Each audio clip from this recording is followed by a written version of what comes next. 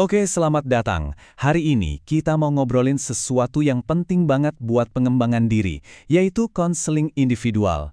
Kita akan lihat ini bukan sebagai sesuatu yang menakutkan, tapi justru sebagai sebuah perjalanan untuk jadi lebih berdaya. Oke, kita mulai dari dasarnya dulu ya. Jadi, apa sih sebenarnya konseling individual itu? Gini deh, ini bukan sekedar curhat biasa. Anggap aja ini sebuah kemitraan profesional. Anda dan seorang konselor duduk bareng, satu lawan satu, buat ngebantu Anda melewati berbagai tantangan pribadi di dalam sebuah ruang yang aman dan suportif. Nah, ini dia gambaran besar pembahasan kita hari ini. Kita bakal jalan bareng, mulai dari ngerti apa itu konseling, tujuannya apa, prosesnya gimana, sampai kita bisa ngenalin, wah ini nih, perjalanan yang bagus dan efektif. Setiap perjalanan kan butuh tujuan, ya. Nah, sama juga dengan konseling. Jadi, apa sih sebetulnya yang pengen kita capai? Yuk kita lihat tujuan utamanya. Kalau kita lihat di sini, ada 4 tujuan utama yang semuanya saling nyambung. Ini bukan sekedar daftar biasa, tapi ini adalah pilar-pilar penting. Semuanya berawal dari memahami diri sendiri lebih dalam. Dari situ, kita jadi lebih bisa buat memecahkan masalah, terus lanjut ke pengembangan diri, dan ujung-ujungnya kita bisa mengambil keputusan yang jauh lebih baik buat hidup kita. Nah, di sini nih, intinya kelihatan jelas. Coba perhatiin ya. Ini tuh bukan cuma soal benerin sesuatu yang salah, sama sekali bukan. Ini lebih ke membangun fondasi yang kuat. Anda jadi kenal apa kekuatan Anda, belajar cara nyari solusi yang pas, bisa ngelola emosi, dan yang paling penting, dapat kejelasan buat melangkah ke depan. Oke, tujuannya udah jelas. Sekarang, pertanyaannya, gimana caranya kita bisa sampai ke sana?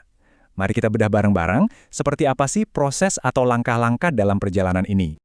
Ini nih pertanyaan yang mungkin sering banget muncul di kepala kita. Sebenarnya ngapain aja sih di ruang konseling? Rasanya kok misterius banget. Tenang, yuk kita bongkar misterinya dan kita lihat prosesnya tahap demi tahap. Ternyata prosesnya itu logis banget loh, dan semuanya itu dimulai dari yang paling dasar dan paling krusial, membangun kepercayaan. Karena tanpa rasa aman dan percaya sama konselor, ya susah banget buat kita bisa terbuka ngomongin masalah, apalagi sampai nyari solusi bareng.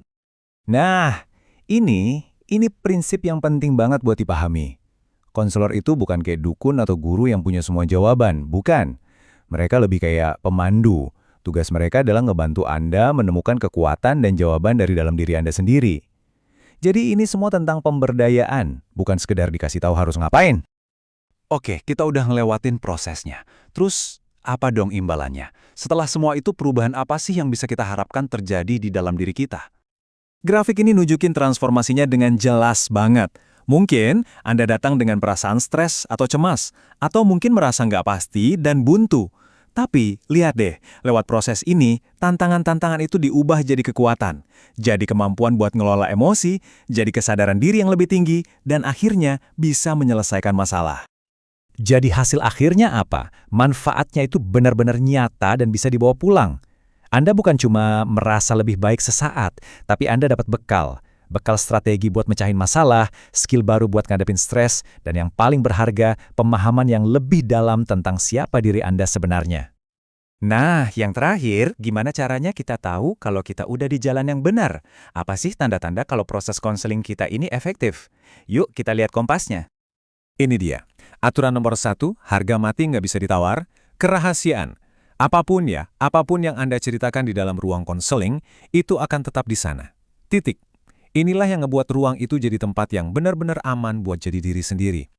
Tabel ini nunjukin kalau ini tuh hubungan kemitraan, konselor ngasih empati, dukungan, bimbingan, dan tentu aja ruang yang rahasia. Sebagai imbalannya, apa yang Anda dapat? Sesuatu yang luar biasa berharga, ruang di mana Anda nggak dihakimi, kebebasan buat jadi terbuka sepenuhnya, dan yang terpenting, Anda jadi berdaya dan mandiri. Jadi kalau kita tarik benang merah dari semua ini, tujuannya, prosesnya, manfaatnya, semuanya itu mengarah ke satu hal. Satu tujuan akhir yang paling kuat, yaitu pemberdayaan diri Anda. Memberi Anda alat, kepercayaan diri, dan kekuatan untuk menjalani hidup Anda sendiri.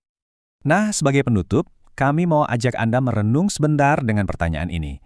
Tadi kita sudah melihat seperti apa perjalanan pemberdayaan lewat konseling individual. Sekarang, langkah selanjutnya ada di tangan Anda. Apa satu langkah kecil yang bisa Anda ambil hari ini?